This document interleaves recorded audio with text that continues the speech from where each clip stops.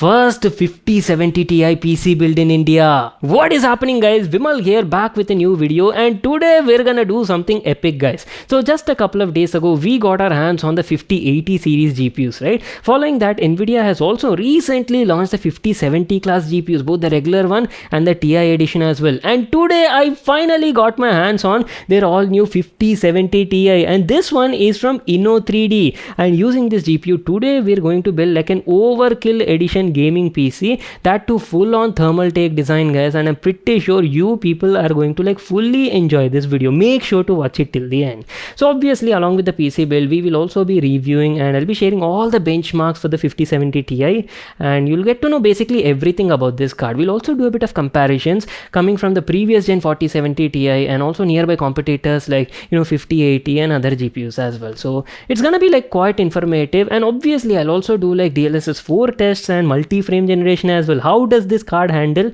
all of these new gen AI technologies? So this is how Inno3D's all new RTX 5070 Ti GPU looks like, and initial impressions I do have to mention, you're getting a clean and minimal looking design. No RGB lighting anywhere, guys. And talking about the dimensions, that is actually the main highlight. It's a very compact and small form factor ready GPU, having a length of around 300 mm and the thickness is only around 41 mm, making it slightly smaller than a 2-slot design, guys. So benefit is you can easily fit this GPU even in smaller form factor PC cases, so that is greatly helpful. Keeping that aside, on the front profile you're getting a triple fan GPU design. If you ask about the build quality, good build quality. Overall body is like a mix between metal and polycarbonate, but definitely gives you that premium sort of feel. See, despite the looks, right, the brand is actually packing like a decent cooling solution on board. Have a look at the side profile. You can check out a chunky block of heatsink, and the brand mentions that this GPU comes with 6 heat pipes with a copper base for efficient overall cooling solution. Having a look at the back profile, you're getting a full metal backplate with the Inno3D logo and a large cutout as well on the right side for circulation and basically airflow. So that is pretty much it, our complete overview on the design and build quality part. I know you people are waiting for the specs and configuration, right? And also what exactly has changed compared to the previous gen 4070 Ti.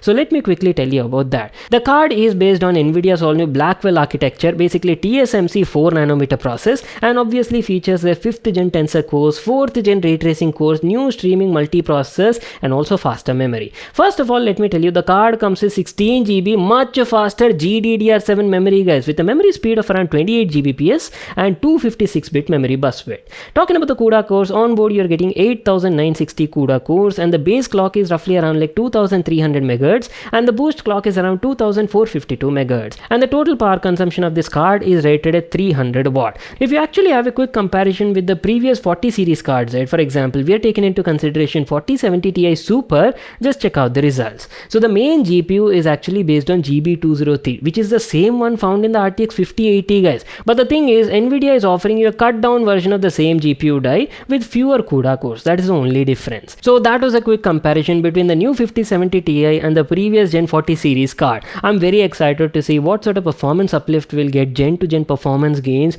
and we'll be doing all sorts of benchmarks in a moment. But before we go there, first of all, let me tell you about the PC components I'll be using for today's build. At the beginning only I've told you, right, this is going to be like an Overkill edition 5070 Ti, and I'll be using like a full-on thermal take theme components, guys, because I've got my hands on some really interesting parts. So let me first tell you about that. GPU though I've already told you, right? And coming to the CPU, we'll be going for a top of the line Intel CPU Core Ultra 9285K, which is basically like a 24 core 24 thread monster CPU, guys, and perfect for our benchmarks and testings. I don't want to see any sort of bottlenecks. That is the reason I'm going for this. Motherboard, I'll be using like a newer gen Z890. You can use anything, guys, depending on your budget, so I'll leave that choice to you. Coming to the RAM, I'll be using DDR5 RAM from G-Skill. This is a Trident Z5 RGB, and that too will be going for 16x4, basically 2 kits clocked at 6000 MHz. Beautiful RAM available in 2 different colors, black edition, white edition. As per your concept, we'll be going for the black edition, and also has like stunning RGB lighting at the top side, compatible with both AMD Expo and Intel XMP 3.0 profiles as well. If you ask about the storage, this is what I'll be using. XPG's Gamix S70 blade, basically a PCI Gen 4x4 SSD, guys, and ideal for this sort of setup. So CPU is done, GPU is done, motherboard also we've discussed. Let me tell you about the cooler. So for this sort of setup, right, I'm pretty sure you don't want to compromise on the cooling solution, and on top of that we are using Intel's Core Ultra 9, right? So for that I'd ideally advise you to go for a 360mm AIO cooler only, guys. And today in the home we have a new model from Thermaltake. This is the TH360 V2 ARGB liquid cooler. Comes with a high performance pump head and also has like beautiful ARGB lighting. Not to miss out, infinity mirror design along with Thermaltake logo on the pump head, guys. Last but not the least, the power supply I'll be using is also from Thermaltake. This is the Tough Power series 1050 watt PCI 5.0 grade ATX 3.0 power supply. For a build of this configuration, right, ideally a 750 to 850 watt power supply would get your job done, but just to be on the future proof side, right, I'm going for a 1050 watt power supply. So even in case in future I use a 5080 or something like that, right, not an issue at all. This power supply can easily handle it. And main benefit is, since this is a PCI 5.0 grade power supply, right, you're getting a direct 600 watt to 600 watt GPU cable, which you can directly insert it into your card, guys. No need of using some extensions or GPU adapters in between. So that is basically it, our complete overview on the PC components and configuration. And without wasting any more time, let's get started.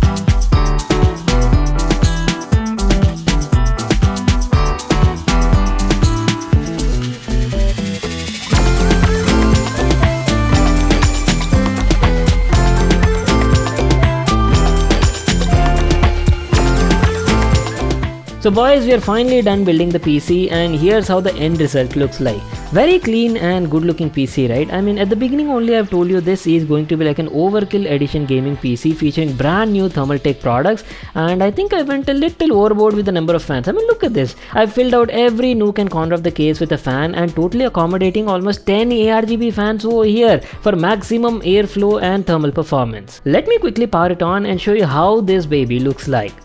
Oh my god, now that is what you call holy smokes. Absolutely beautiful looking machine. And the main highlight would be the case, guys. This is View 380 from Thermaltake. It's a mid-tower gaming PC case featuring a fish tank sort of design, panoramic tempered glass panel extending all the way from the front to the side profile, showcasing all your beautiful RGB elements on the inside. Have a closer look at Thermaltake's AIO cooler as well. You're getting a futuristic infinity mirror sort of design, and the entire RGB lighting can be easily synced and controlled using your motherboard's lighting software. Just have a look at these beautiful cinematic shots, and I hope you enjoy the video.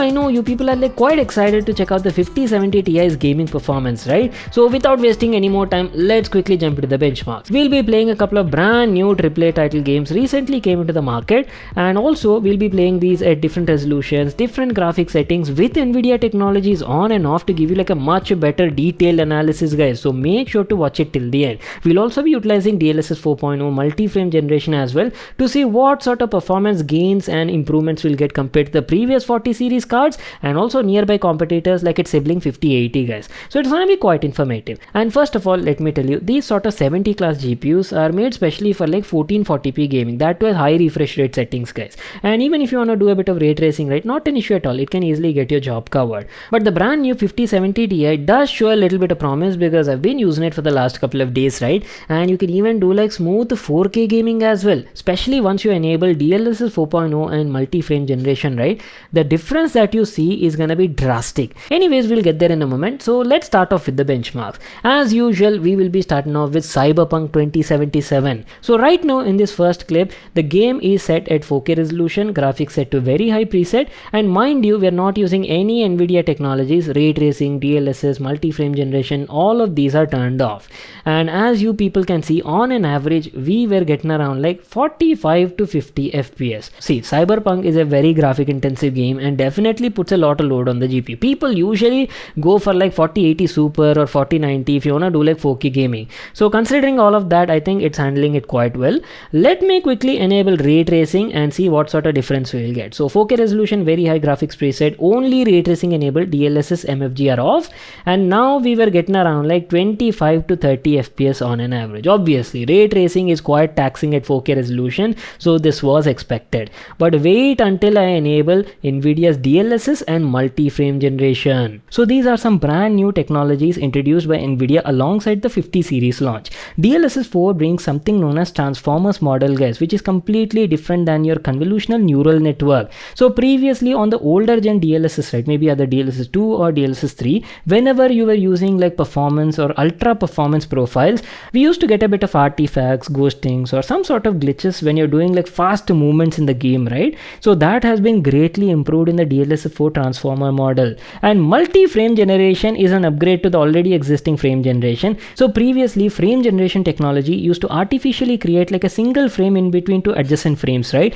Now multi-frame generation is capable of producing 3 to 4 artificial frames in between adjacent frames, guys, in the game. So that greatly boosts the frame rate by up to 3 or 4 times depending on the preset you're choosing. But one thing you do have to keep in mind is these technologies are brand new in the market and not all the games support them. For this, make sure you're running on the latest NVIDIA drivers, update the NVIDIA app as well, and simply open the app, guys, and click on the game that you want to play, and here scroll down, you'll find something called as NVIDIA DLSS override preset. Click on that and you'll find a big list over here. Different presets are there from A to J. Make sure you're selecting latest, which will enable preset K, guys, basically DLSS 4 transformers model. And in the frame generation also, right, override it and select either 3x or 4x depending on the target frame rate you're looking at. Say suppose you have a 144 Hz or 180 Hz monitor, right, 3x would be better for you. Or maybe if you have like a 240 Hz monitor, right, 4x would be best for you. That will offer you like a consistent results. So right now set it to 4x multi-frame generation, and ray tracing is also on. Rest of all the settings are same.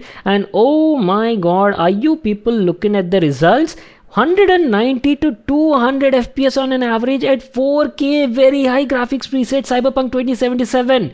Madness for a 70 class GPU, guys. Previous 4070 class GPUs could never get these sort of results. I do agree they're all like AI generated fake frames, but still the smoothness that you're seeing on the monitor, right, it is definitely visible, guys. I mean, you can feel it when you're playing, so that definitely works. Moving on to the next game, Spider-Man 2, which recently came out in the market, and I do have to mention puts a lot of load on the hardware. So we'll be playing this game also at 4K resolution, very high graphics preset. And in this first test, all NVIDIA technologies like ray tracing, DLSS, frame generation, everything is turned off, and on an average we were getting around 50 to 55 FPS. Pretty decent, I would say. But wait until I enable DLSS 4.0 transformers model and frame generation as well. So quickly enabling that, there you go. Now this is what I'm talking about. Previously we got around like 50-55 FPS, right? Now the frame rate has almost doubled, guys. We are getting almost like 95 to 100 FPS, and sometimes even touching around like 110 FPS at 4K, very high graphics preset.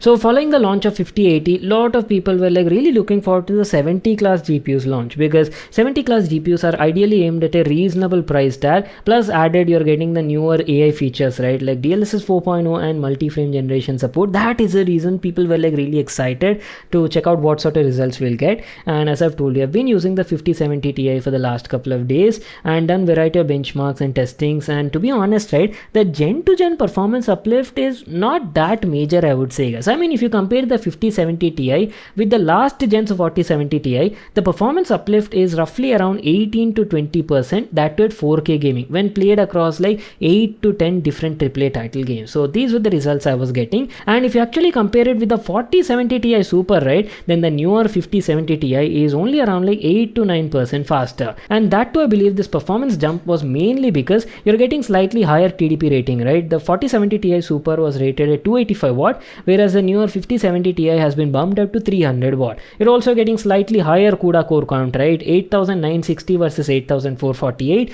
and obviously a bit faster GDDR7 memory. So all of that was contributing to the overall improvement. One more thing I do have to talk about is the overclocking potential. Remember in my 5080 review video, I've told you that the 5080 card supports insanely good overclocking support out of the box. Well, I was actually curious whether this 5070 Ti also supports the same.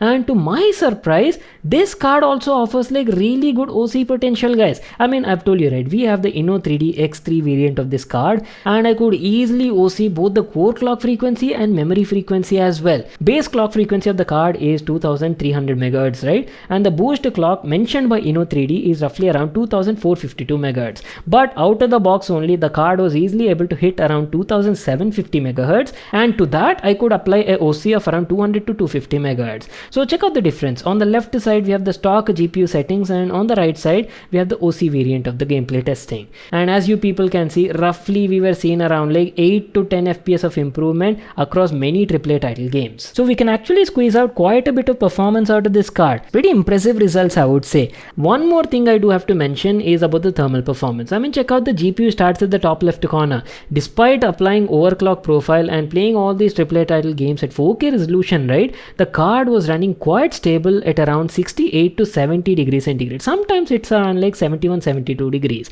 If you actually remove the OC profile, right, the card was fluctuating around 63, 64 degrees centigrade. So decent job, I would say. See, overall performance of the GPU seems quite satisfactory considering the price point, especially when you add up all those features like DLSS 4.0 support, multi-frame generation and stuff like that. The main thing comes down to the pricing, guys. So Nvidia has launched this card for around like $750, right? But we are still not sure about the exact pricing details in the Indian market. I believe this card is going to be priced around 85 to 90,000 rupees. Again, this is just a speculation. I still have no idea about the exact pricing details.